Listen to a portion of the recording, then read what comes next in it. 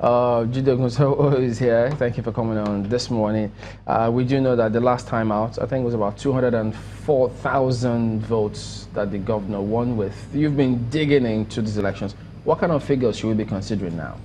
There are several things we could quickly talk about because of time, but there are three that we should talk about. Let's talk about what Marco is discussing in Abuja, which is the research that clearly shows if more policemen in Ekiti will make the election safer. Now listen to what the former US President Lyndon Johnson said. He says, a man without a vote is a man without protection. What he was trying to say is that it's not the police that protects voters, it's the ability for their votes to count. So if policemen go to Ekiti, the focus shouldn't be on the voters, it should be about protecting their votes. The evidence we have today, Chamberlain, information released by the NBS shows that last year, 78 people were murdered in Ekiti State. However, 216 people were murdered in Lagos. So you are 3 times more likely to be murdered in Lagos than in Ekiti. So speaking of policemen, Lagos should really be where more policemen should be deployed to. That is because you have more people, clearly. Because you have more murders in Lagos. The second is, by sending 30,000 policemen to Ekiti, it simply means, looking at Ekiti's population of 3.5 million, it's an average of, for every 120 citizens in Ekiti State, you've got 1 policeman. But there are several countries that have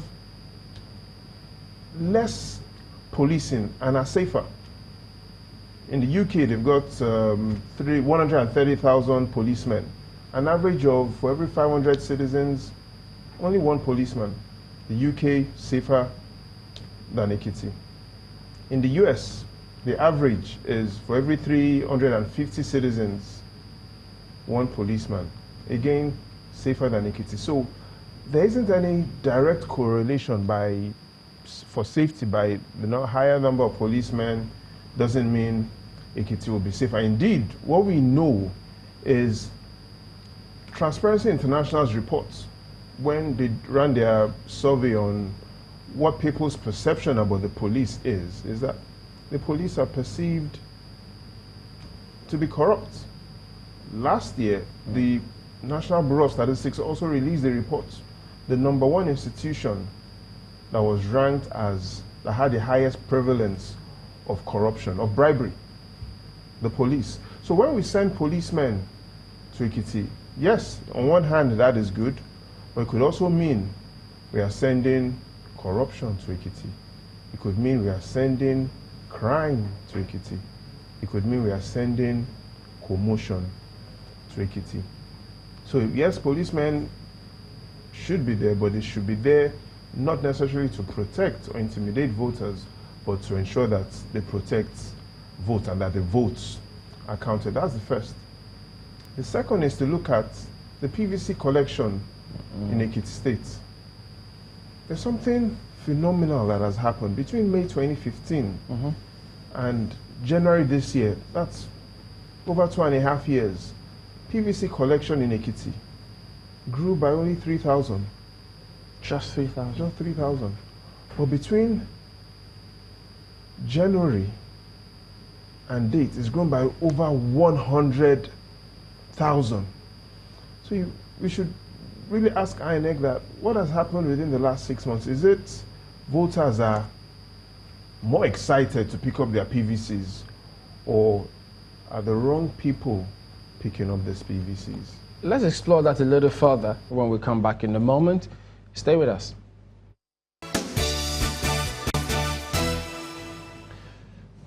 All right, welcome back. So get back to those figures. You moved from PVC collection to the votes. Yes, we don't have the time to look at all 35 political parties, but let's look at 2 of the leading parties, APC, PDP. Yeah. Something has been consistent about the APC in the last 2 elections in Ekiti State. 2014, Fahimi scored 120,000 votes. 2015, how many people voted for Buhari? Same number in Ekiti, 120,000. So we've seen consistency. We've seen that it seems to be the same people that voted for Fahimi in 2014 voted for Buhari in 2015, 120,000. That number didn't change. For the APC, we've seen a difference. We've seen Fauci getting 200,000 for APC, for PDP. So we've seen him with a bit over 200,000 votes. To what happened? It dropped in 2015. So in 2015, those that voted for Goodluck Jonathan, 170,000 votes. But the fact shows that in 2014 and 2015, those that voted for the PDP, above 170,000. Those that voted for the APC in the last 2 elections in Ekiti State, only 120,000 votes. So depending on how you want to look at it, we see a trend that shows that the followers of the APC aren't growing. The followers of the PDP are declining. So this election will really allow us to find out if those followers of the PDP will move to the APC or if they will stay at home. And why do I say will they stay at home? The election is happening on the same day that Belgium will be playing England for the 3rd place match. So we want to find out if voters in Ekiti will vote for a new governor or if they will sit at home to watch the football match. But more importantly is to look at how has the economy of Ekiti performed. And the fact shows that Ekiti has performed better than the national average. What do I mean by better than the national average? Unemployment and underemployment in Ekiti State, 28%. Unemployment and underemployment national in the country today, 40%. What about poverty? 56% in Ekiti. National average, 63%. So if people vote out this current governor or the current party based on unemployment issues and based on poverty issues, that also gives us an idea of what could happen next year. If, however, they still keep the current party in government, it also gives us an idea of what will happen. But more importantly is to look at what will happen if the APC wins or if the PDP wins. So and perhaps we'll discuss that some other time. Absolutely, because it's going to be a big one. All eyes will be on Ekiti tomorrow. But then, guys, we're in receipt of this is tagged police wireless message from, it says, Compol Election Duties Ekiti. It's addressed to SP Joseph Benga, CSO, to the Government House Ekiti. And the directive here, we see that they're directed to warn and release all officers and men attached to the Government House Ado Ekiti to report at the Department of Operations, DOP Ado Ekiti, on or before Thursday.